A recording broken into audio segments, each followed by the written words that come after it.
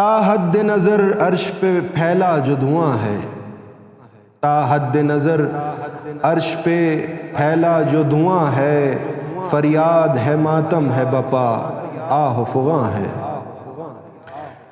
ڈرتا ہوں نہ ہو جائیں یہ پتھر میری آنکھیں، ڈرتا ہوں نہ ہو جائیں یہ پتھر میری آنکھیں، صد شکر ان آنکھوں میں ابھی سیل رواں ہے۔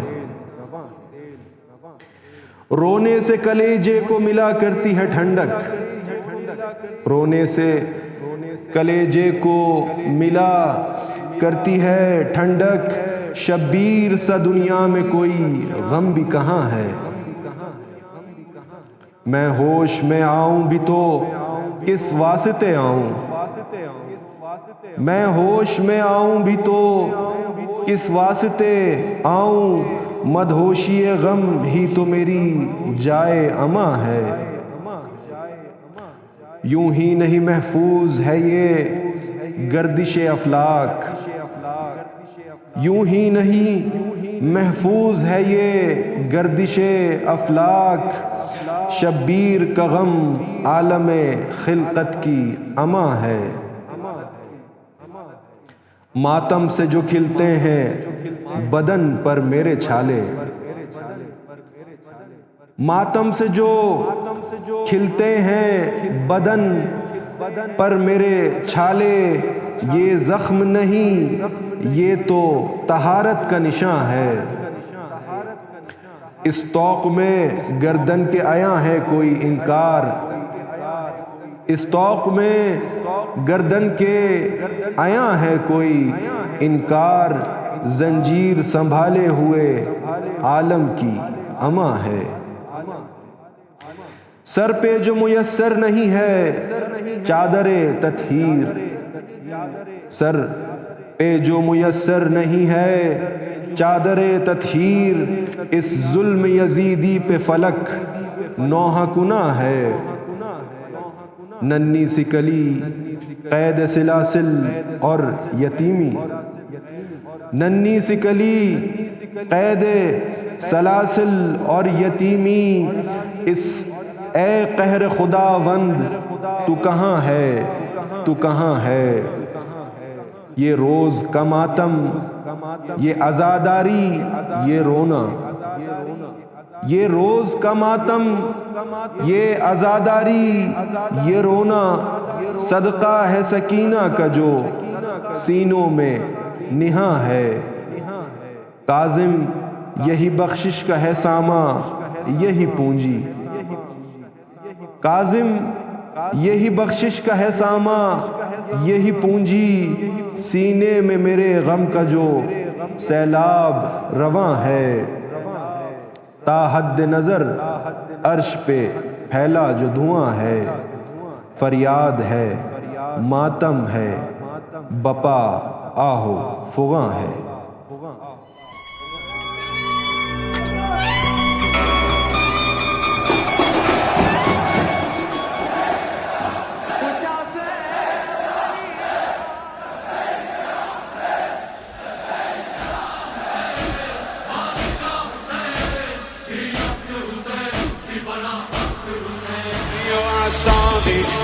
أيها الراغي أيها الباغي يا أمان حسين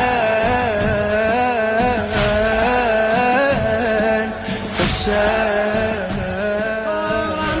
انشعارا جن فدايا خاك بايا أهل بيتك.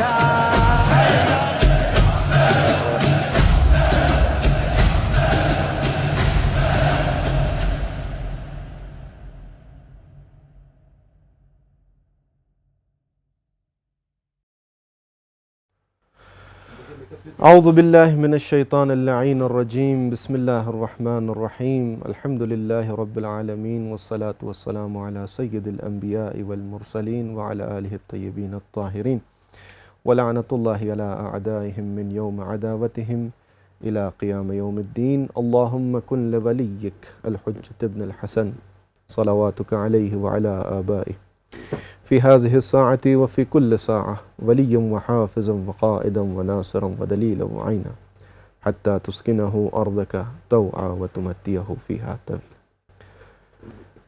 محترم ناظرین کرام، السلام علیکم ورحمۃ اللہ وبرکاتہ۔ حرم امام حسین علیہ السلام کے official channel Karbala T V Urdu کے پروگرام نسیم کربلا میں آپ کو خوش آمدید کہتے ہیں۔ پروردگار کا لاکھ لاکھ شکر ہے کہ اس نے ایک مرتبہ پھر یہ توفیق عنایت فرمائی کہ ہم آپ گھر بیٹھے ناظرین کی خدمت میں یہ پروگرام لے کر حاضر ہو سکے۔ نسیم کربلا یہ پروگرام خصوصی طور پر آپ گھر بیٹھے ناظرین کی خدمت میں پاکستانی وقت کے مطابق رات کو 9:30 بجے اور ہندوستان کے وقت کے مطابق رات کو 10 بجے یہ پروگرام لے کر آپ کی خدمت میں حاضر ہوتے ہیں۔ اس پروگرام میں آپ بھی شرکت کر سکتے ہیں، اور اس کا طریقہ یہ ہے کہ دیے گئے واٹس ایپ نمبر پر آپ ہمیں جو ہے وہ اپنے پیغامات بھیج سکتے ہیں، اپنی ویڈیوز ہمیں بھیج سکتے ہیں اور اپنے وائس میسیجز ہمیں بھیج سکتے ہیں۔ اس کے علاوہ اپنے مرحومین کا نام ہمیں ضرور بھیجیے گا، تاکہ پروگرام کے آخر میں جو نیابتی زیارت کا ایک سلسلہ ہے انشاءاللہ اس میں آپ کے مرحومین کی بلندی درجات کے لیے اور ان کی مغفرت کے لیے دعائے خیر بھی کی جائے گی۔ اس سے پہلے کہ پروگرام کا باقاعدہ آغاز کیا جائے، ہمیشہ کی طرح چلتے ہیں حرم ابا عبداللہ الحسین ذریح امام حسین علیہ السلام کو سلام پیش کرتے ہیں اور دوبارہ آپ کی خدمت میں حاضر ہوتے ہیں۔ السلام علیک یا ابا عبداللہ وعلی الارواح التي حلت بفنائک، علیک منی سلام اللہ ابدا ما بقیت وبقی اللیل والنہار ولا جعلہ اللہ آخر العہد منی لزیارتکم۔ السلام علی الحسین وعلى علي بن الحسين وعلى أولاد الحسين وعلى أصحاب الحسين جميعا عليك يا أبا عبد الله وعلى الأرواح التي هلت بفنائك، عليك مني سلام الله أبدا ما بقيت وبقي الليل والنهار فلا جعله الله آخر العهد مني لزيارتكم.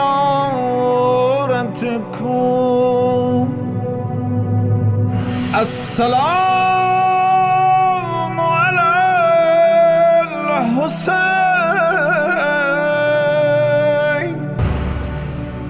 وعلى علي بن الحسين وعلى أولاد الحسين وعلى أصحاب الحسين.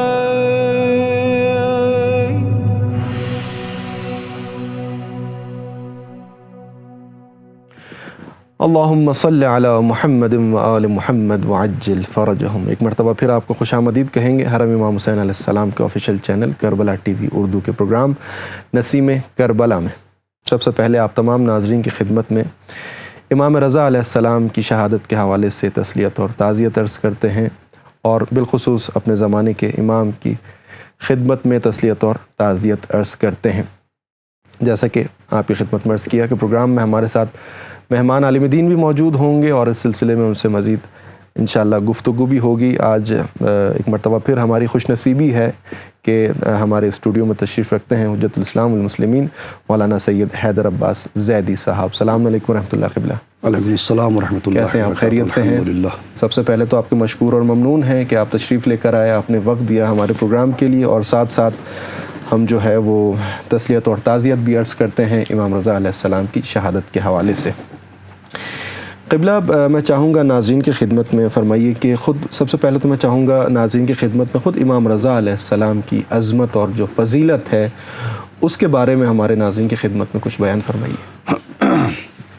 بسم اللہ الرحمن الرحیم وبہ نستعین انہ خیر ناصر و معین وصلی اللہ علی محمد وآلہ الطاہرین اللہم صلی علی محمد وآل محمد۔ سب سے پہلے تو تسلیت و تعزیت سب کی طرف سے اور خصوصاً ناظرین کی طرف سے اپنے وقت کے امام بارگاہ ولی عصر ارواحنا لہ الفدا کی خدمت میں عرض کرتے ہیں۔ اور ظاہر سی بات ہے کہ شہادت امام رضا علیہ السلام ہے، بڑا سخت دن ہے شیعوں کے لیے۔ اس امام ہمام کی شہادت ہے کہ جسے غریب الغربا کہا جاتا ہے۔ آپ کی عظمت اور فضیلت کے سلسلے سے یہی کافی ہے کہ آپ اس سلسلے سے تعلق رکھتے ہیں کہ اگر ان کی امامت پر اعتقاد نہ رکھا جائے اور اسے قبول نہ کیا جائے تو انسان کی آخرت خراب ہوتی ہے، یعنی پھر اس کا دین جو ہے وہ سالم نہیں رہتا ہے۔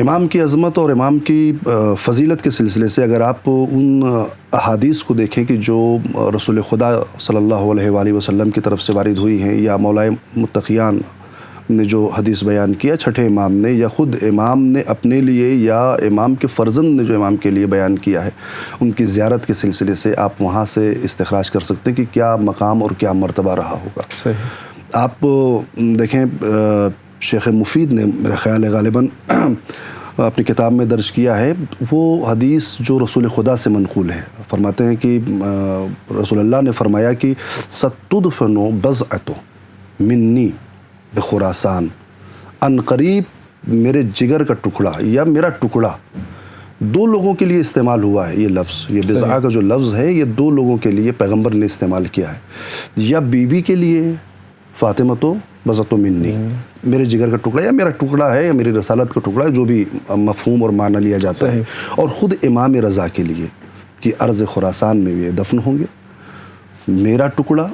اب آپ سوچئے کہ خود اگر رسالت میں آپ کسی کو اپنا ٹکڑا کہہ رہے ہیں، سبحان اللہ، تو اس کی عظمت اور اس کے مقام کے بارے میں کوئی حرف نہیں رہ جاتا ہے کہ جو بیان کیا جائے، کس مقام پر ہے تصور بھی انسان نہیں کر سکتا ہے۔ اور آگے پھر فرماتے ہیں کہ جس نے بھی ان کی زیارت کی اگر وہ مکروب ہے، پروردگار عالم اس کے کرب کو دور کرے گا، پریشان ہے اس کی پریشانیوں کو دور کرے گا، اس کے گناہوں کو بخش دیا جائے گا۔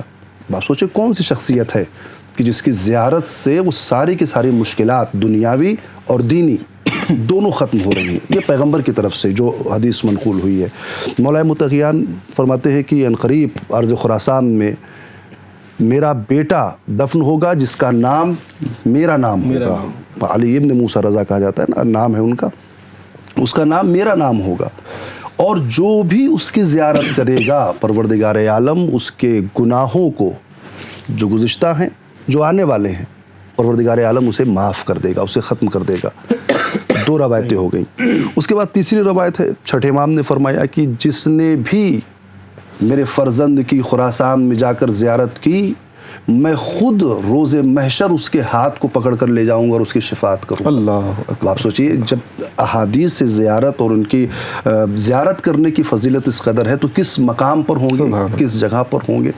اور اس کے بعد سے پھر خود جو ہے وہ امام فرماتے ہیں، امام رضا فرماتے ہیں کہ جو بھی میری زیارت کو آئے گا میں 3 مقام پر اس سے ملاقات کرنے آؤں گا، قبر کی منزلوں میں، صراط کی منزلوں میں، محشر کی منزلوں میں۔ اور انسان کو چاہیے کیا، یعنی کسی کو آخرت کے لیے چاہیے کیا؟ عذاب قبر، صراط اور محشر، بالکل یہی ہے۔ اگر امام آ گئے اور امام نے وعدہ کیا ہے، امام آتے بھی ہیں، امام وہ ہے کہ جو اپنے وعدے کو وفا کرتا ہے، کہ جس نے ہمیں یہ درس دیا ہے کہ وعدہ کرو تو وفا کرو، تو اگر وہ وعدہ کر رہے ہیں تو پھر ہمارے لیے تو وہ لازم ہے کہ وہ آئیں گے۔ بالکل، تو جو بھی ان کی زیارت کو جائے گا عذاب قبر سے محفوظ ہے۔ عذاب یعنی قبر میں آئے تو عذاب کہاں ہے؟ اگر امام قبر میں آ رہے ہیں تو فشار قبر کہاں ہے، عذاب قبر کہاں ہے؟ پل صراط پر آؤں گا، اس پل صراط پر کہ جہاں بڑوں کے قدم جو ہیں وہ لرزیں گے، ڈگمگائیں گے، پار نہیں ہو پائیں گے۔ امام فرماتے ہیں میں وہاں پر آؤں گا، تم اگر میری زیارت کو آ رہے ہو، محشر کے عالم میں آؤں گا. محشر کا عالم نفسا نفسی کا عالم ہے، جس کے لیے کہا جاتا ہے کہ نہ باپ بیٹے کو پہچانے گا، نہ بیٹا باپ کو ماں بیٹے کو نہیں پہچانے گی، اپنی اولاد کو نہیں پہچانے گی. جہاں وہ عالم ہوگا وہاں امام کہتے ہیں میں آؤں گا.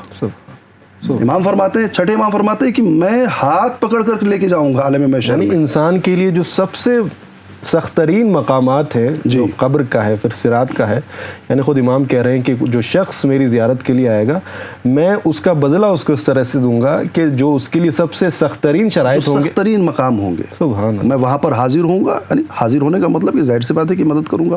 اور امام کی خاصیت ہے، یعنی آگے گفتگو ہوگی اور میں آپ کے سامنے بیان کروں گا کہ کس طریقے سے امام اپنے شیعوں کا خیال رکھتے ہیں. صحیح. امام فرماتے، امام کے یعنی نویں امام فرماتے ہیں کہ جو بھی میرے بابا کی زیارت کرے گا ان کی معرفت رکھتے ہوئے میں اس کی جو ہے جنت کی ضمانت لیتا ہوں. سبحان اللہ. یہ جو ضمانت کا لفظ استعمال کیا، میں ضمانت لیتا ہوں اگر کسی نے میرے بابا کی زیارت کی ان کے حق کو پہچانتے ہوئے، ان کی معرفت کو رکھتے ہوئے، تو میں اب سوچیے آپ کس مقام پر کس شخصیت کے بارے میں گفتگو ہو رہی ہے. امام کے لیے یعنی امام کی عظمت کو سمجھنے کے لیے حدیث کافی ہے. خود امام معصوم کہہ رہا ہے کہ میں ضمانت دے رہا ہوں جو میرے بابا کی زیارت کرے گا. اب یہاں کے بعد سے پھر جو ہے وہ گفتگو رہ نہیں جاتی ہے کہ ان کی فضیلت میں کیا بیان کیا جائے. احادیث سے اتنی وارد ہوئی ہیں خود امام کے سلسلے سے کہ امام کی شخصیت کیا تھی، امام کی سیرت کیا تھی، امام کا جو ہے وہ اخلاق و کردار کیا تھا، امام کی بندگی کیسی تھی، یا امام کی خود سیاست کیسی تھی. چونکہ ولی عہد بھی رہے ہیں، امام کی سیاست کیسی تھی، امام اپنے زمانے میں علمی اعتبار سے امام نے کون سا کام کیا ہے، کون سے مناظرات امام کے سامنے پیش آئے ہیں. قبلہ میں چاہوں گا کہ انشاءاللہ جب ہم وقفے سے واپس آئیں گے تو خود ولی عہدی کے حوالے سے انشاءاللہ میں گفتگو کرنا چاہوں گا آپ سے. اور جی ہاں، قبلہ ہمارے ساتھ موجود ہیں، ان سے گفتگو کا سلسلہ جاری ہے. فی الحال چلتے ہیں ایک وقفے کی طرف اور دوبارہ آپ کی خدمت میں حاضر ہوتے ہیں. اللهم صل على علي ابن موسى الرضا المرتضى الإمام التقي النبي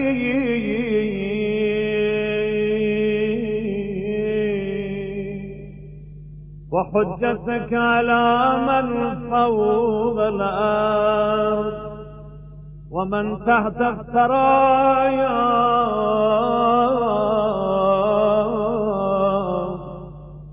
الصديق الشهيد صلاة كثيرة تامة ذاكية متواصلة متواترة مترادفة كأفضل ما صليت على أحد من أوليائك. اللهم صل على محمد وآل محمد وعجل فرجهم. ایک مرتبہ پھر آپ کو خوش آمدید کہتے ہیں حرم امام حسین علیہ السلام کے official channel Karbala T V Urdu کے پروگرام نسیم کربلا میں. جی ہاں، نسیم کربلا آپ گھر بیٹھے ناظرین کے لیے پروگرام خصوصی طور پر لے کر آئے ہیں تاکہ آپ گھر بیٹھے ناظرین کو کربلا معلیٰ کی براہ راست زیارت بھی کرائی جائے اور پروگرام میں علماء کرام کو بھی دعوت دی جائے اور ان سے استفادہ کیا جائے. قبلہ ہمارے ساتھ موجود ہیں اور بات چیت چل رہی تھی امام رضا علیہ السلام کے حوالے سے. قبلہ آخر میں آپ نے اشارہ بھی کیا، میں سوال بھی آپ سے کرنا چاہ رہا تھا کہ ایک شبہ کہہ لیں اس کو ہمارے معاشرے میں اور مخالفین کی طرف سے تو خیر زیادہ اٹھایا جاتا ہے کہ امام رضا علیہ السلام نے اس زمانے میں ولی عہدی کو کیوں قبول کیا. تو یہ ایک شبہ جو ہے وہ ایجاد کیا جاتا ہے. میں چاہتا ہوں کہ ہمارے ناظرین کی خدمت میں اس شبہ کے حوالے سے اگر آپ کچھ بیان فرمائیں. جی دیکھیں، یہ جو مسئلہ ہے واقعی ایک ہمارے نوجوانوں کے ذہن کو جو ہے مشوش کرنے کے لیے اور تشویش میں مبتلا کرنے کے لیے یہ اٹھایا جاتا ہے کہ خود جو ائمہ تھے وہ مثلا سازگاری رکھتے تھے خلافت سے اور جو ہے وہ کرسی خلافت سے. ٹھیک ہے. لہذا جیسے ہی جو ہے پیشکش ہوئی وہ قبول کر لیا انہوں نے. تو حالانکہ اگر تاریخ میں جائیں آپ اور اس کے پیچھے کے جو رموز ہیں اسے آپ غور کریں اس پہ تو پتہ چلے گا کہ امام نے اس ولایت عہدی کے عہدے کو قبول کیوں کیا. صحیح. سب سے پہلے مسئلہ یہ دیکھیں کہ آپ امام مدینے میں ہیں. ٹھیک ہے. اور مامون جو ہے وہ خراسان میں ہے، یعنی کافی دوری ہے. بالکل. مامون کا زمانہ کیا ہے؟ مامون کا زمانہ وہ ہے کہ اپنے بھائی کو قتل کر کے، یعنی امین الرشید کو ختم کر کے اور تمام اپنے دشمنوں کو اور مخالفوں کو ختم کر کے وہ منصب خلافت پہ آیا ہے. بنی عباس کی جو حکومت اور خلافت ہے اس کا اساس کیا تھا؟ اس کا اساس تھا کہ قاتلان حسین سے بدلہ لینا ہے. ٹھیک ہے. اصل اساس یہ لے کر کھڑے ہوئے تھے. وہ جو کالے لباس پہنتے تھے یہ بنی عباس والے، ان کا ایک شیوا تھا کہ ان کے سارے جو کہہ لیجئے کہ جن کے ان کے درباری لوگ تھے یا ان کے جو فوجی تھے وہ کالے لباس میں ہوتے تھے. وہ کس لیے؟ کہ وہ امام حسین کی شہادت اور ان کے مخالفین اور ان کے قاتلین سے بدلہ لینے کے لیے فوج بنائی تھی، حالانکہ ان کا اپنا مقصد تھا اور حکومت کو حاصل کرنا تھا. تو اس بنیاد پر آئے تھے حکومت میں. لیکن جب خلافت دنیاوی ہو گئی، حکومت میں تبدیل ہو گئی، تو بعض جگہوں سے جو ہے بغاوتیں شروع ہوئیں، جس میں علویوں کی بغاوت زیادہ جو ہے معنی رکھتی ہے. تو اس نے ایک سیاست چلی کہ کیوں نہ امام کو، کہ جو سرکردہ ہیں علویوں کے، ظاہر سی بات ہے کہ سارے جو شیعہ ہیں اور جو سارے علوی ہیں وہ سب امام رضا کو جانتے بھی ہیں، مانتے بھی ہیں اور ان کی اطاعت بھی کرتے ہیں. تو اس نے سوچا کہ ایک ایسا رکن لے کر کے آیا جائے اپنی جو ہے حکومت میں کہ جس کی وجہ سے میری حکومت کیا ہو، مضبوط ہو سکے اور بغاوت جو ہے سر نہ اٹھانے پائے. یہ اس کا اپنا مقصد تھا. اب امام کیوں قبول کر رہے ہیں؟ اپنے سپاہی، اس کا نام ہے رجا ابن ابی زحاق، اس کو بھیجا کہ مدینے جاؤ، خود امام رضا کو اور امام رضا کے چچا کو، امام رضا محمد ابن جعفر ابن محمد جو ان کے چچا تھے اور مثلا کافی عمر ہو چکی تھی اور کافی بنی ہاشم میں ان کی عزت و احترام ان کا ہوا کرتا تھا، لوگ ان کی باتوں کو سنتے تھے. دونوں کو بلوایا، دونوں کو کہا کہ لے کر کے آؤ. کہاں؟ خراسان لے کر کے آؤ. اب وہاں جب یہ خراسان پہنچے ہیں تو ڈائریکٹ ولی عہدی نہیں دی ہے. صحیح. مامون رشید کی وہ سیاست میں بہت ماہر تھا. اس نے ایک سیاست چلی، امام سے کہا آپ یہ خلافت لے لیجئے. صحیح. مجھے یہ خلافت نہیں چاہیے، میں آپ کے حوالے کر رہا ہوں. یہ خلافت، یہ حکومت آپ کے لیے. امام اس کے مقصد کو جانتے ہیں. مجھے اس طرح کے کہتے ہیں نا کہ مثلا وہ دھوکہ دینے کے لیے مکاری کے ذریعے سے وہ امام کو خلافت پیش کر رہا ہے کہ اگر یہ خلافت قبول کر لیتے تو انہیں قتل کر دیا جائے گا، کہ ان کی نظر ہی خلافت پر ہے. امام نے یہاں اس کے مکر کا جواب دیا ہے اور بڑے پیارے انداز میں دیا ہے اور اسے توڑا ہے اس جال کو کہ جو اس نے امام کے طرف بننا شروع کیا تھا. امام فرماتے ہیں کہ میں اس خلافت کو قبول نہیں کر سکتا. اس نے اصرار کیا.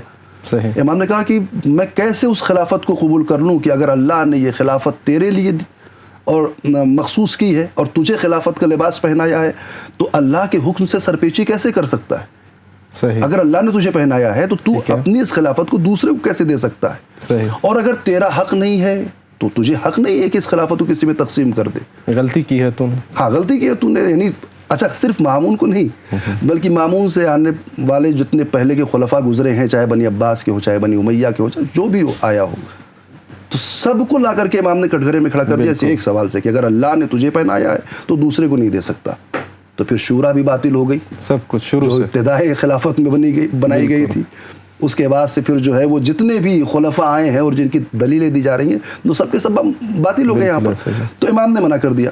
تو اس نے کہا کہ اچھا ٹھیک ہے، آپ خلافت نہیں لیتے، آپ ولی عہدی لے لیجئے، آپ ولی عہد بن جائیے. اچھا ولی عہد بنا کر کیا کرنا چاہتا تھا؟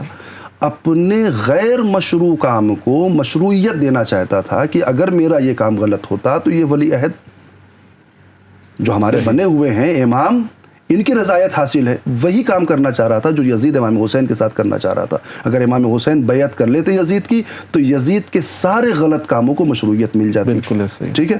مامون بھی یہ چاہ رہا تھا کہ امام رضا نے منع کیا ولی عہدی سے. آپ ریان ابن ابی سلط کی جو ہے وہ روایت دیکھیے. آئے امام کے پاس، امام سے پوچھا کہ آپ نے جو ہے وہ زہد اور تقوی آپ کا اتنا بلند ہے، آپ نے ولی عہدی کیوں قبول کر لی؟ لوگ پوچھ رہے ہیں، لوگ سوال کر رہے ہیں. امام نے فرمایا کہ میں نے اپنی مرضی سے جو ہے وہ ولی عہدی کو قبول نہیں کیا ہے. مجھے دو چیزوں کے درمیان میں اختیار دیا گیا تھا، مخیر کیا گیا تھا، یا ولی عہدی یا قتل ہو جاؤں. تو ابھی وہ زمانہ نہیں پہنچا ہے کہ میں اس دنیا سے جاؤں، تو میں مجبور ہوا کہ میں ولی عہدی کو قبول کر لوں. یا دوسری روایت ہے کہ جس میں امام سے پوچھا گیا کہ آپ نے کیوں قبول کر لیا؟ امام فرماتے ہیں ویسے ہی قبول کر لیا جیسے شورا کو مولائے کائنات نے قبول کر لیا تھا. صحیح. جو شورا کا کھیل کھیلا گیا وہ اس طریقے سے کھیلا گیا کہ اگر کوئی ایک بھی اس سے مخالفت کرے تو اس کی سر و تن میں جدائی ہو جائے. صحیح. اسی طریقے سے میں نے قبول کیا ہے جیسے شورا میں مولا کائنات نے قبول کیا تھا. 2 دلیلیں ہو گئی. تیسری دلیل، اگر امام قبول نہ کرتے تو تحدید بھی قتل تھے، قتل کی دھمکی دی گئی تھی. اگر امام قتل ہو جاتے تو شیعوں کی حفاظت کون کرتا؟ بالکل ایسا ہی. اس زمانے میں ترویج جو ہو رہی ہے مکتب جعفری کی، فقہ جعفری کی، جو ایک مسلک بن کر کے سامنے آ رہا ہے، اسے آگے کون لے کر کے جاتا؟ تو امام کو خود کو بچانا ہے، امام کو شیعوں کو بچانا ہے، امام کو اپنے چاہنے والوں کو بچانا ہے، اور امام کو منصب حکومت میں آ کر کے مامون کے ناپاک ارادوں کو بھی ظاہر کرنا ہے کہ جو امام نے دوران سفر کیا ہے، مدینے سے خراسان کے درمیان میں جتنے بھی مقامات پڑے ہوں، چاہے نیشاپور ہو، چاہے مرو ہو، چاہے سرخس ہو، جہاں پر بھی امام رکے ہیں، امام نے بتایا کہ میں اپنی مرضی سے نہیں جا رہا ہوں، مجھے مجبوری کے تحت لے جایا جا رہا ہے. اور سلسلۃ الذہب کی جو حدیث بیان کی ہے اس کا ایک رمز یہ ہے کہ امام نے بتایا یہ جو ولایت عہدی ہمیں دے رہا ہے یہ دنیاوی ولایت عہدی ہے، ہمیں اس کی ضرورت نہیں ہے. کون سی ولایت کی ضرورت ہے اور کون سی ولایت ہمارے پاس ہے؟ کہ جب وہ سلسلۃ الذہب کی حدیث بیان کی، لا الہ الا اللہ، کلمۃ لا الہ الا اللہ حصنی فمن دخل حصنی امن من عذابی، اور تھوڑی دور جانے کے بعد کہا ولیکن بشرطها وشروطها وانا من شروطها.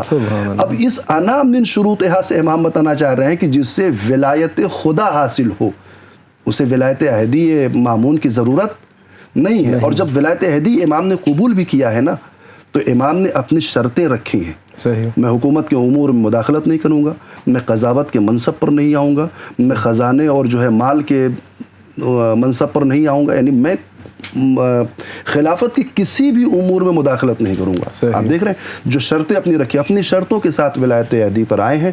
اور اس زمانے میں اس کے بعد مامون رے امام کی ولایت عہدی کی خوشی میں امام کے نام کا سکہ جاری کیا، کالے لباس اتروائے اپنے فوجیوں سے اور سبز لباس پہنوایا. یہ ساری چیزیں جو ہیں ولایت عہدی کے زمرے میں. تو یہ دلیلیں ہو گئیں کہ امام نے کیوں قبول کیا. ٹھیک ہے قبلہ، بہت خوبصورت، بہت بہترین. انشاءاللہ بات چیت کو آگے جاری رکھیں گے اور مزید گفتگو کریں گے.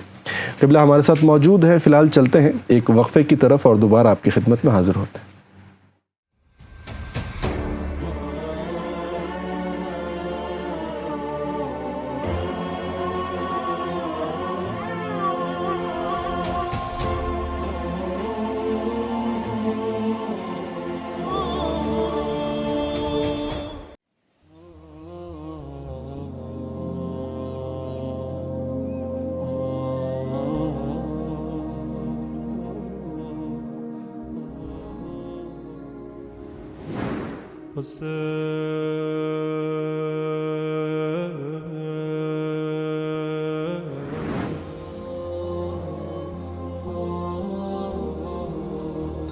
زينب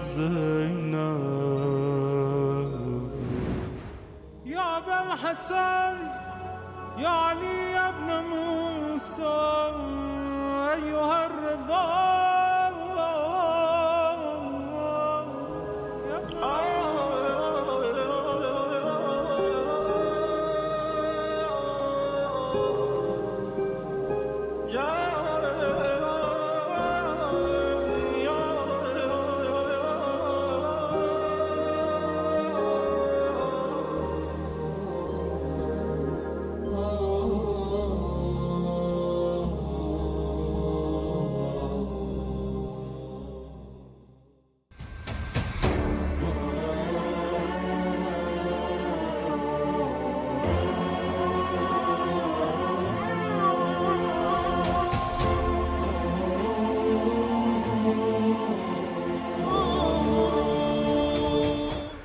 اللہم صلی علی محمد و آل محمد وعجل فرجہم. ایک مرتبہ پھر آپ کو خوش آمدید کہیں گے حرم امام حسین علیہ السلام کے official channel Karbala T V Urdu کے پروگرام نسیم کربلا میں. قبلہ ہمارے ساتھ موجود ہیں اور انتہائی ایک سیر حاصل گفتگو ان کے ساتھ جو ہے وہ جاری ہے.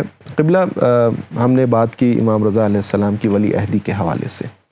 اب اس زمانے میں ہمیں ایک جو فرقہ نظر آتا ہے جو فرقہ واقفیہ کے نام سے، میں چاہتا ہوں ہمارے ناظرین کی خدمت میں بتائیے کہ یہ فرقہ کیا تھا، کون تھے یہ لوگ، ان کے عقائد کیا تھے اور کس وجہ سے وجود میں آیا یہ؟ جی دیکھیں، امام رضا علیہ السلام کا زمانہ وہ ہے کہ جہاں پر مختلف فرقے ہیں. امام نے ابھی جو اس سے پہلے میری گفتگو آپ سے ہوئی ولایت احدی کو قبول کیا امام نے، امام کی ولایت احدی کو قبول کرنے کے پیچھے ایک دلیل یہ بھی ہے، ٹھیک ہے، کہ امام اگر دستگاہ حکومت میں ہیں، حکومت کے ساتھ ہیں اور ایک منصب پر ہیں، تو انہیں ان فرقہائے ضالہ جسے کہا جائے گمراہ فتنوں کا مقابلہ بھی کرنا ہے، فتنوں کے مقابلے کے لیے مدد ملے گی. ٹھیک ہے. ٹھیک ہے. اب یہاں پر جو کئی فرقے ہیں، زیدیہ اس وقت موجود تھا، اس وقت جو ہے اسماعیلیہ مذہب جو ہے وہ موجود ہو گیا تھا، یعنی وجود میں آ چکا تھا. اس کے علاوہ بھی کیسانیہ اور کون کون سے جو ہیں وہ فرقے اس وقت شیعوں کے اندر کے، یہ شیعوں کے اندر کے فرقے ہیں موجود تھے. یہ جو فرقہ واقفیہ ہے، یہ امام کی وجہ سے، یعنی امام کے اوپر یہ فرقہ بنا ہے. صحیح. 7ویں امام موسیٰ کاظم علیہ السلام کی جب شہادت ہوئی، ٹھیک ہے، تو امام کے کچھ وکلاء تھے، وکیل جو امام کے مورد خاص بھی تھے، خاص وکیل تھے، ان کے ذریعے سے یہ فرقہ وجود میں آیا. واقفیہ کا مطلب ہوتا ہے وقف کرنے والے، ٹھہرنے والے، جو امام ہفتم کی امامت پر ٹھہر گئے، رک گئے. امام کی شہادت ہوئی تو کہنے لگے کہ نہیں، امام جو ہے وہ شہید نہیں ہوئے، صحیح، امام زندہ ہیں، اور امام جو ہے وہی مہدی موعود ہیں کہ جس کو رسول اللہ نے جس کا وعدہ کیا ہے. صحیح. تو لہٰذا ہم آپ کو امام نہیں مانیں گے. 8ویں امام سے کہا ہم آپ کو امام نہیں مانیں گے، چونکہ امام زندہ ہے، اور جب امام زندہ ہے تو اس کے بعد سے کسی جانشین کے ہونے کی کوئی بات نہیں ہوتی ہے. وہاں پر رک گئے. اچھا، یہ عقیدہ تھا ان کا، انہوں نے ایک عقیدہ بنایا تھا نہیں بنایا تھا، خود ساختہ تھا. ہاں، خود ساختہ تھا. اس کے پیچھے کی وجہ کیا ہے؟ اس کے پیچھے کی وجہ یہ ہے کہ امام کے جو یہ وکیل تھے، ان کے پاس روایت میں نے دیکھا کہ تقریباً ایک کے پاس جو ہے وہ 1 لاکھ دینار کی رقم جمع ہو گئی تھی. اس میں علی ابن حمزہ بطائنی تھا، زید ابن مروان قندی تھے، اور عثمان کر کے ایک نام اور ہے. یہ 3 لوگ ایسے تھے کہ جن کے پاس 1 لاکھ دینار سے زیادہ کچھ کنیزیں، کچھ غلام جو امام کی ہدیے اور امام کی رقم تھی وہ ان کے پاس موجود تھے، اور وہ واپس نہیں کرنا چاہتے تھے، وہ دینا نہیں چاہتے تھے اس پیسے کو، یعنی امام کے حوالے. ظاہر سی بات ہے، امام کا مال ہے، امام کے حوالے کرنا ہے. تو یہ جو افراد تھے، انہوں نے اس پیسے کو روکنے کے لیے ایک اپنی طرف سے ایک جو ہے وہ عقیدہ بنا لیا، یعنی دنیاوی اور ذاتی مفادات اس میں آپ کہہ سکتے ہیں. امام نے نامہ بھی لکھا کہ وہ پیسے تمہیں واپس کرنے ہیں. تو انہوں نے دلیل دی کہ چونکہ امام زندہ ہے اور میں آپ کو پہچانتا نہیں. امام نے جو ہے امام موسیٰ کاظم علیہ السلام نے آپ کے لیے کوئی اعلان نہیں کیا، حالانکہ غلط ہے بالکل. امام موسیٰ کاظم علیہ السلام اس فتنے کو جانتے تھے کہ یہ فتنہ آنے والا ہے، اس لہٰذا بار بار امام کی امامت کی گواہی دے رہے تھے کہ میرے بعد میرا یہ بیٹا میرا جانشین ہوگا. اور حتیٰ عثمان، جس میں نے تیسرا نام لیا تھا، اس کے سامنے امام نے ان کی امامت کی گواہی لی تھی، بیعت لی تھی، مگر اس کے باوجود اس نے انکار کیا. کہتے ہیں، ایک روایت آتی ہے، کہتے ہیں کہ آخر وقت میں جب عثمان کے جو ہے وہ مرنے کا وقت آیا تو عثمان نے اپنے داماد سے وصیت کی کہ یہ پیسے امام رضا کے ہیں، واپس کر دو، مجھے جہنم کی آگ سے بچا لو، امانت لوٹا دو، مجھے جہنم کی آگ سے بچا لو، چونکہ میں نے غلط کیا ہے. یہ فرقہ ختم ہو گیا. اس زمانے میں فرقہ نہیں، اسی زمانے میں ختم ہو گیا. امام کی مثلا جو ہے وہ جب یہ فرقہ کھڑا ہوا تھا تو یونس ابن عبد الرحمن ایک بڑے بزرگ صحابی گزرے ہیں، اصحاب اجماع میں سے بھی ہیں، 6 امام کے شاگرد رہے ہیں، 7ویں امام کے زمانے میں رہے ہیں، 8ویں امام کے زمانے میں رہے ہیں، بہت موثق صحابی ہیں. ان کے پاس، یونس ابن عبد الرحمن کے پاس جو ہے علی ابن حمزہ بطائنی جو سرکردہ واقفیہ تھا، واقفیہ گروہ کا سربراہ تھا، یہ زید ابن مروان قندی، یہ لوگ پہنچے دینار لے کر کے. کہنے لگے کہ یہ 10,000 دینار ہے، دینار سونے کا سکہ ہے نا، 10,000 دینار ہے، یہ آپ رکھ لو اور ہمارے عقیدے کو جو ہے وہ لوگوں تک پہنچاؤ. واقفیہ کے لیے ایک بڑی عجیب بات یہ تھی کہ بہت جلدی لوگ جو ہے واقفیہ مذہب کی طرف جا رہے تھے، مشکوک بھی ہو رہے تھے، شک بھی کر رہے تھے یعنی امام رضا کی امامت میں. اور جلدی کیوں؟ اس لیے کہ وہ لوگ اس کے سربراہ ہیں کہ جو امام موسیٰ کاظم علیہ السلام کے وکیل تھے، بالکل، جو سابقہ تھا، جو فقیہ تھے، جو جن کے بارے میں کہا گیا کہ یہ موثق ہیں، یہ ثقہ ہیں، یہ امانت دار ہیں. کہتے ہیں کہ آج کے زمانے میں بھی انسان اپنے عقیدے کو بچا کر کے رکھے آخری وقت تک. ممات علی حب آل محمد، ممات من عاشا نہیں، جو زندہ رہے نہیں، جو مرے آل محمد کی محبت پر، وہ کامیاب ہوتا ہے. ٹھیک ہے. وکیل ہیں امام کے اور آخر وقت میں پیسے کو دیکھا بہک گئے. اللہ وکیل ہیں امام کے، آخر وقت میں رتبے اور منصب کو دیکھا بہک گئے. انہوں نے ایک نیا دین بنا لیا. یونس بن عبد الرحمن کے پاس آئے، کہا یہ 10,000 دینار لے لیجیے. یہاں پر یونس بن عبد الرحمن نے کہا کہ میں امام رضا کی امامت کا قائل ہوں. اور پیغمبر کی ایک حدیث انہوں نے بیان کی کہ اذا ظہرت البدع فی امتی، اگر ہماری امت میں بدعتیں ظاہر ہو رہی ہوں تو ایک عالم کی ذمہ داری یہ ہے کہ وہ اس بدعت کا مقابلہ کرے، اپنے علم کا استعمال کرے، اور اگر وہ ایسا نہیں کرتا ہے تو اس پر اللہ کی لعنت ہو. ٹھیک ہے ٹھیک ہے. تو یہ یہاں پر یونس بن عبد الرحمن نے جو ہے وہ مروان قندی کا مقابلہ کیا، علی ابن حمزہ کا مقابلہ کیا، واقفیہ کا مقابلہ کیا، اور دھیرے دھیرے جو ہے امام کے زمانے میں بھی یہ واقفیہ مذہب جو ہے وہ کم رنگ ہو گیا، چونکہ خود امام نے بھی مناظرات کیے، نامے لکھے اور اس کے بارے میں جو ہے لوگوں کو بتایا. تو یہ مذہب واقفیہ بہت ہے. خوب بہت خوب. پس جو سب سے بڑی وجہ ہمیں نظر آتی ہے وہ ہوائے نفس ہے. وہ ہوائے نفس ہے، اور وہ مثلا دنیاوی امور تھے کہ جس کی وجہ سے امام کی مخالفت پر امام کے خاص صحابی جو ہے اتر گیا. صحیح. ٹھیک ہے قبلہ، انشاءاللہ اپنی بات چیت کو آگے بڑھائیں گے. ہم فی الحال چلتے ہیں ایک وقفے کی طرف، اور انشاءاللہ جب دوبارہ آئیں گے تو قبلہ سے گفتگو جاری رکھیں گے.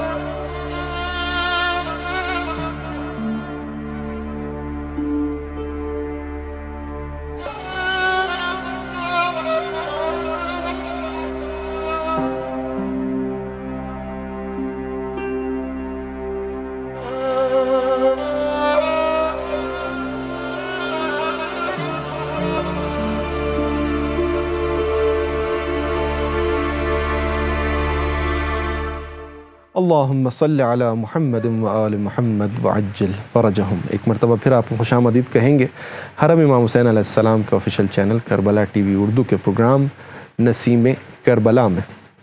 قبلہ ہمارے ساتھ موجود ہیں اور بہت ہی خوبصورت بات چیت ان سے جاری ہے. قبلہ میں چاہتا ہوں کہ تقریباً ہم نے تمام فرقہ واقفیہ کے بارے میں آپ نے فرمایا کس طرح سے زمانے میں فتنے نے جنم لیا اور وہ ساری صورتحال آپ نے بیان کی. میں چاہتا ہوں کہ کیونکہ پروگرام کے آخری حصے میں ہم آ رہے ہیں تو خود امام رضا علیہ السلام کے کرامات اور کمالات اتنے ہیں، خود ان کی صفات اتنی ہیں کہ واقعاً انسان جو ہے وہ اس چیز پہ سوچنے میں مجبور ہو جاتا ہے. میں چاہتا ہوں ناظرین کی خدمت میں فرمائیے کہ وہ کون سی صفات جو امام رضا علیہ السلام میں ہمیں بارز نظر آتی ہیں، وہ اگر ہمارے ناظرین کی خدمت میں اگر آپ بیان فرمائیں. دیکھیں صفتیں تو ائمہ میں ساری کی ساری بارز ہیں. جس صفت پر بھی گفتگو کی جائے وہ بدرجہ کمال کو پہنچی رہتی ہے. آپ نہیں کہہ سکتے کہ کوئی بھی صفت جو ہے وہ امام کی مثلا کم ہے یا زیادہ ہے. ساری صفتیں جو ہیں وہ امام کے اندر پروردگار عالم نے کاملاً جو ہے وہ رکھی ہے. صحیح. بس یہ ہے کہ روایتوں کے ذریعے سے کچھ صفتیں جو ہیں وہ ظاہر ہوئی ہیں، زیادہ جس پر جو ہے گفتگو ہوئی ہے، لوگوں تک زیادہ پہنچی ہیں. مثلا خود امام کا جو اخلاق ہے، اب اخلاق کی بات کریں چونکہ وارث محمدی ہیں اور اس سلسلے سے ہیں، تو آپ ان کے اخلاق کی بات کریں تو جو ان کے آباء و اجداد کا جو اخلاق نظر آتا ہے، کہ جو رویہ نظر آتا ہے لوگوں کے لیے، آپ یہ دیکھیں کہ کس مقام اور کس منصب پر ہیں. ولی عہد ہیں. حکومت کا ولی عہد ہونے کا مطلب ہے کہ زماں میں حکومت ان کے ہاتھ میں، فوج ان کے ہاتھ میں، سپاہی ان کے ہاتھ میں، ساری چیزیں ہیں. مگر اس کے باوجود کہیں کوئی ایک ایسی روایت نہیں ملتی کہ کسی بھی ان کے چاہنے والے کو امام سے ملنے میں کوئی پریشانی ہوئی ہو. امام سے ملنے میں کوئی پریشانی ہوئی نہیں، خود امام ملنے چلے جاتے تھے. اور میں ایک مثال دوں، جناب چوتھے امام کے فرزندوں میں سے، یعنی ان کے پوتے 2 نسل کے بعد زید نام کر کے ہے، کہ وہ یہ چاہتے تھے کہ امام کی زیارت کریں، ٹھیک ہے، مگر جا نہیں پا رہے تھے. وہیں رہتے تھے خراسان میں، مگر امام کے سامنے جاتے نہیں تھے. کسی نے پوچھا جاتے کیوں نہیں، اگر آپ چاہتے اتنے مشتاق ہیں زیارت کے؟ کہا امام کی ہیبت، امام کی جلالت، امام کے چہرے کا روب مانے ہوتا ہے کہ میں ان کے سامنے جاؤں. یعنی مجھ سے وہ روب جو ہے وہ برداشت نہیں ہوتا کہ میں وہاں تک جاؤں. تو ایک مرتبہ کا واقعہ ہے کہ امام مریض ہوئے، علیل ہوئے، لوگ ان کی عیادت کے لیے جا رہے تھے تو وہ آئے ان کے پاس، کہنے لگے کہ ابھی موقع اچھا ہے، آپ چلیے امام کے پاس. اور زیارت کر کے آئیے. وہ آئے, امام کی زیارت کی, امام کو بوسہ دیا, بیٹھے کچھ دیر, اور اس کے بعد سے پھر واپس چلے گئے. بہت خوش تھے کہ امام جو ہیں وہ امام کی میں نے زیارت کر لی. کچھ دن کے بعد وہ خود مریض ہوئے, امام کو خبر ملی, امام آئے. سبحان اللہ. امام ولی عہد ہیں, خراسان میں ہیں, امام آئے, اور چونکہ یہ چوتھے امام کی نسل سے ہیں, سید ہیں, سادات ہیں. جب امام آئے ان کے ہاں, اتنی دیر بیٹھے, ان کی عیادت کی. جب چلے گئے تو وہ راوی کہتا ہے میں نے دیکھا کہ ان کے گھر کی عورتیں آئیں اور اس جگہ سے اپنے بدن کو مس کرنے لگی جہاں امام بیٹھے تھے. سبحان اللہ, سبحان اللہ. امام کسی کے گھر میں عیادت کے لیے آئے ہیں, جن کے چہرے کا روب مانے ہو رہا تھا زیارت کے لیے, وہ خود چل کر کے آیا ہے.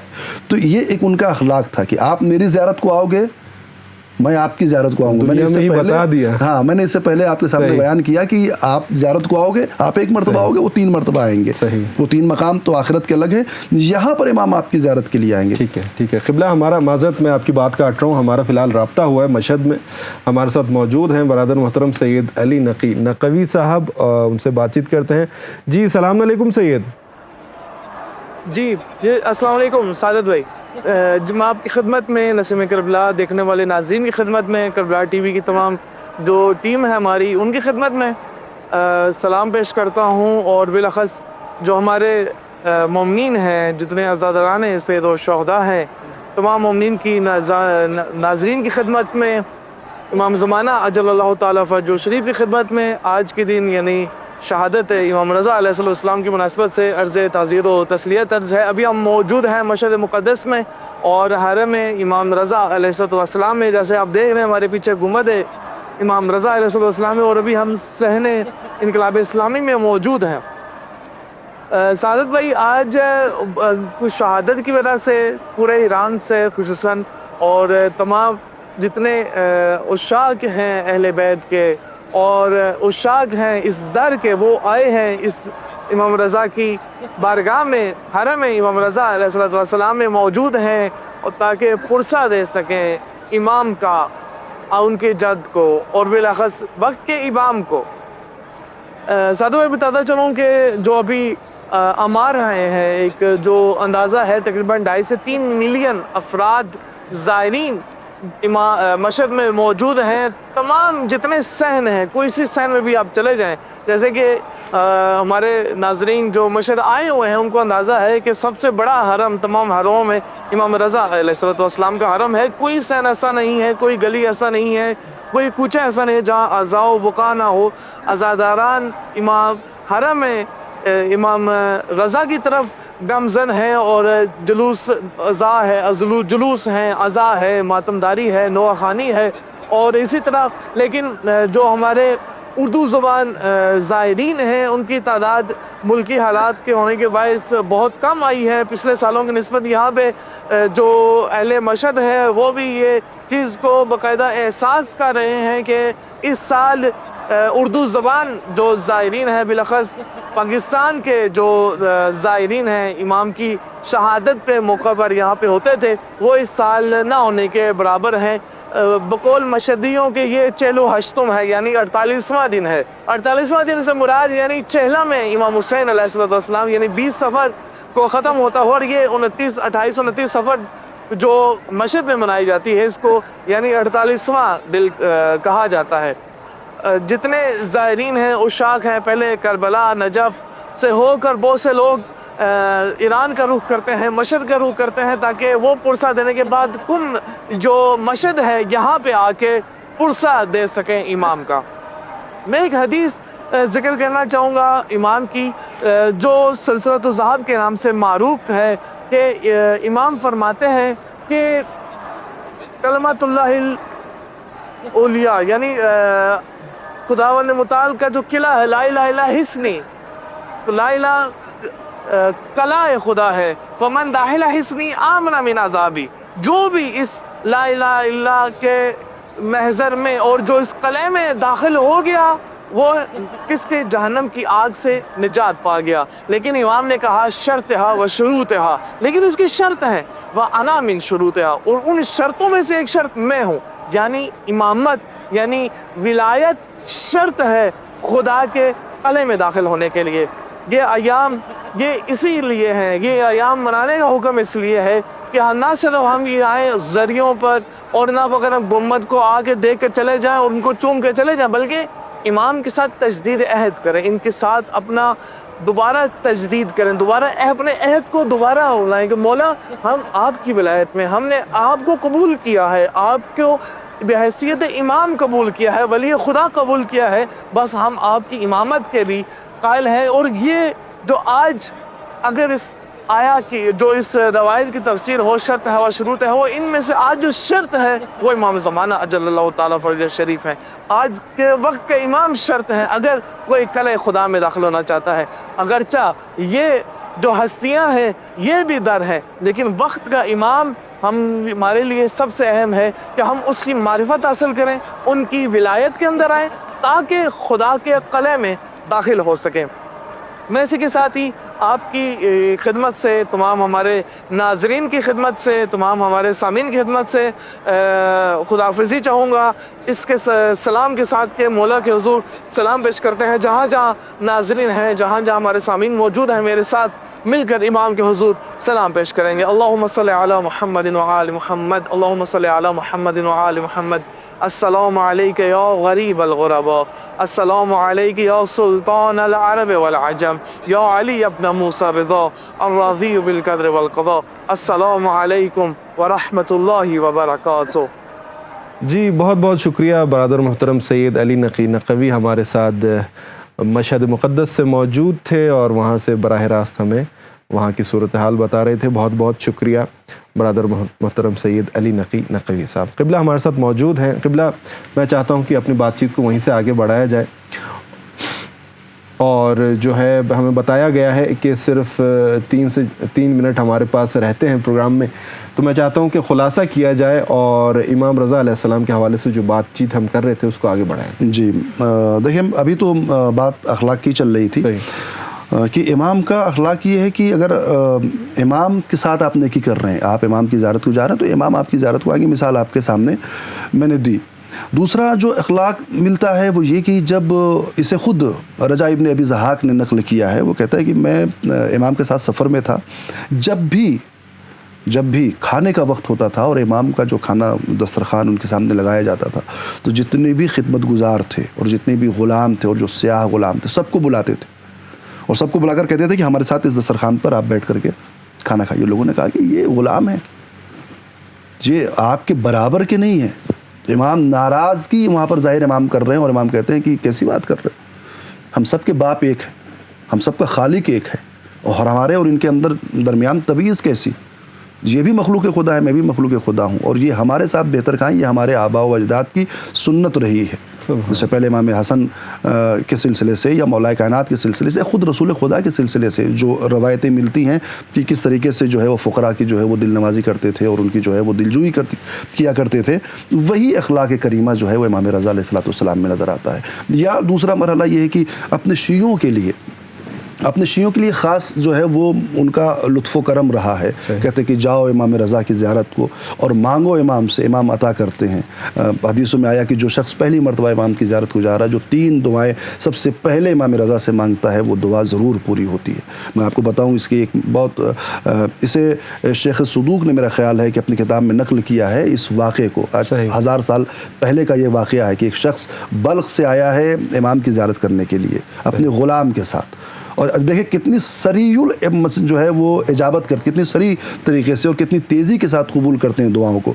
وہ آیا ہے وہ شخص امام کی خدمت میں اپنے غلام کے ساتھ زیارت کرنے کے لیے، دونوں آئے زیارت کرنے کے لیے، اور اس کے بعد جب گئے ہیں امام رضا کی زیارت کی ہے، اس کے بعد واپس آئے ہیں، آگے مالک کھڑا ہو گیا، پیچھے غلام کھڑا ہوا، دونوں نے نماز زیارت پڑھی، اس کے بعد دونوں سجدے میں گئے، دونوں کا سجدہ جو ہے وہ طویل رہا کچھ دیر تک۔ جب سجدے سے سر اٹھایا دونوں نے، تو مالک نے غلام کی طرف چہرہ کیا اور کہا کہ میں یہ چاہتا ہوں کہ میں تجھے آزاد کر دوں، اور میرے پاس ایک کنیز ہے، اسے بھی آزاد کر کے اس سے تیری شادی کرا دوں، اور میرا ایک باغ ہے بڑا، میں تجھے دے دوں کہ تو اس میں کھیتی اور اپنی جو ہے وہ زندگی کی روزی اس سے حاصل کر سکے اور اپنا گھر چلا سکے تو۔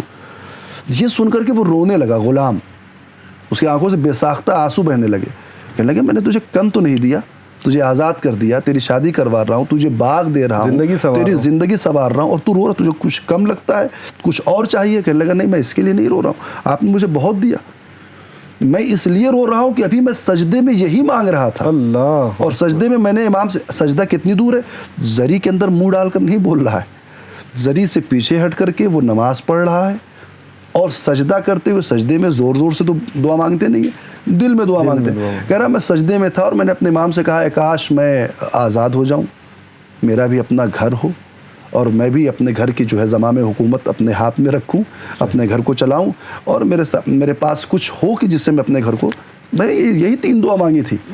اور جیسے سجدے سر اٹھایا آپ نے فوراً پڑھ، کتنی تیز جو ہے وہ قبول کرتے ہیں اپنی شیعوں کی دعاؤں کو۔ یا دوسرا مسئلہ شیعوں پر نظر رکھنے کا، کہ جا رہے تھے جب مدینے سے خراسان جب جا رہے تھے، صحیح، جب طوس پہنچے تو ایک جنازہ جا رہا تھا، صحیح، امام نے جنازے کو دیکھا، فوراً اتر گئے اپنے مرکب سے، اپنی سواری سے اترے، فوراً گئے اور اس جنازے کو کاندھا دیا، اور اس جنازے سے، روایت کی جملے ہے کہ اس جنازے سے ایسے چپک رہے تھے، ایسے قریب اس کے ہو رہے تھے جیسے گوسفند کا بچہ اپنی ماں سے قریب ہوتا ہے، سبحان اللہ، اور قریب ساتھ گئے اس جنازے کے قبر کے طرف گئے، اس جنازے کو دیکھا، اس کے سینے پر ہاتھ رکھا، کہا تجھے مبارک ہو، تو اہل بہشت ہے۔ لوگوں نے کہا آپ پہلی مرتبہ طوس میں آیا، کوئی آپ کا رشتہ دار ہے؟ آپ نے تو کبھی اسے دیکھا نہیں، آپ پہلی مرتبہ طوس آئے مدینے سے، اور آپ اس کی جنازے میں شریک ہو، کہنے لگے یہ میرا شیعہ تھا۔ سبحان اللہ، سبحان اللہ، سبحان، اور ہم اپنے شیعوں پر ہمیشہ نگاہ رکھتے ہیں، صحیح، اور جو بھی میرے شیعوں کے جنازے کی جو ہے وہ تشییع کرے، اس کے جنازے میں شریک ہو، میں اس کی جنت کی ضمانت لیتا ہوں۔ آپ سوچیں یہاں پر یہ حدیث بھی امام نے بیان کی ہے، تو اس طریقے سے امام جو ہے وہ اپنے شیعوں کا، اپنے چاہنے والوں کا خیال رکھتے ہیں۔ سلامت رہیں، سلامت رہیں۔ بہت شکریہ قبلہ، واقعاً امام رضا علیہ السلام کی ذات پر جتنی بھی بات کی جائے کم ہے، اس کے لیے باقاعدہ ایک پروگرام چاہیے، لیکن ہم آپ کے بہت مشکور ہیں کہ آپ تشریف لے کر آئے، آپ نے جو ہے وہ وقت دیا ہمیں، اور ناظرین کی خدمت میں آپ نے بہترین انداز میں جو ہے وہ گفتگو کی، آپ کے ممنون اور مشکور ہیں۔ بہت شکریہ۔ اسی کے ساتھ چلتے ہیں ایک وقفے کی طرف، اور انشاءاللہ دوبارہ آپ کی خدمت میں حاضر ہوتے ہیں۔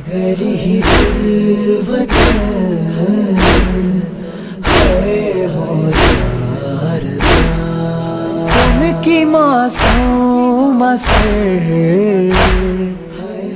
پیٹتی رہ گئی، پیٹتی رہ گئی، بھائی غمشیر سے ہو گیا ہے جدا، گھر ہی وطن ہے مولا رضا، گھر ہی وطن ہے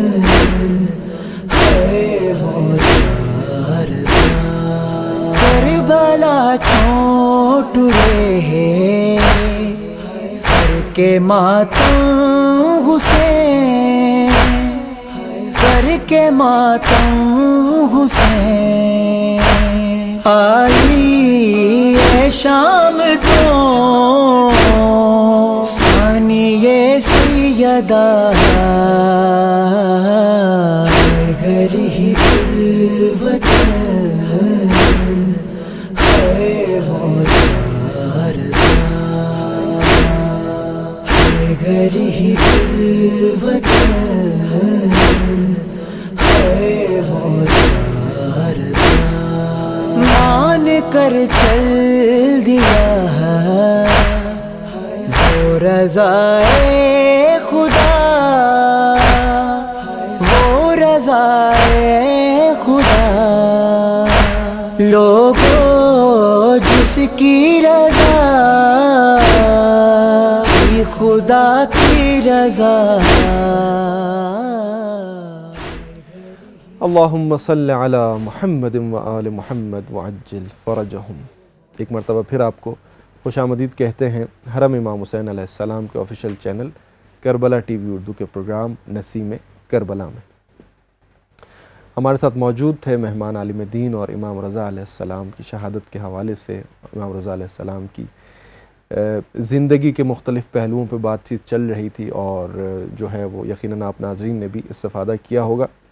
نسیم کربلا یہ پروگرام ہم آپ کی خدمت میں جو ہے وہ لے کر حاضر ہوتے ہیں پاکستانی وقت کے مطابق رات کو 9:30 بجے، اور ہندوستان کے وقت کے مطابق رات کو 10 بجے یہ پروگرام لے کر آپ کی خدمت میں حاضر ہوتے ہیں۔ کوشش یہ ہے کہ اس پروگرام کے توسل سے جو ہے وہ آپ گھر پہ بیٹھے ناظرین جو یہ پروگرام دیکھ رہے ہیں، آپ کو حرم ابا عبداللہ الحسین کی زیارت بھی کرائی جائے، اور جو پروگرام میں ہمارے مہمان علماء ہیں ان سے بھی استفادہ کیا جائے۔ انشاءاللہ آپ کا اور ہمارا ساتھ جو ہے وہ جاری رہے گا، اور دوبارہ سے ایک مرتبہ پھر آپ کی خدمت میں حاضر ہوں گے۔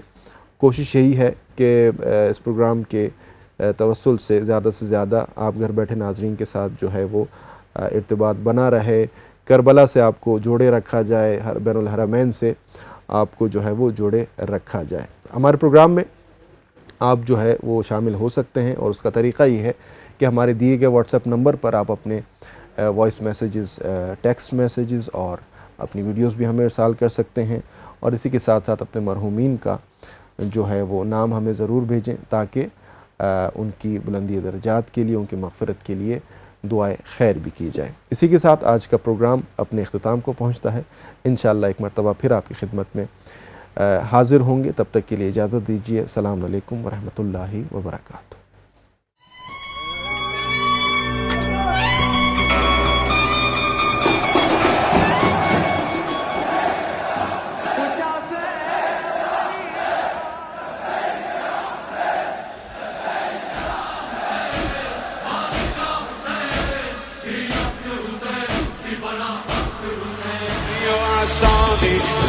أيها الراقي أيها الباقي يا أمان حسين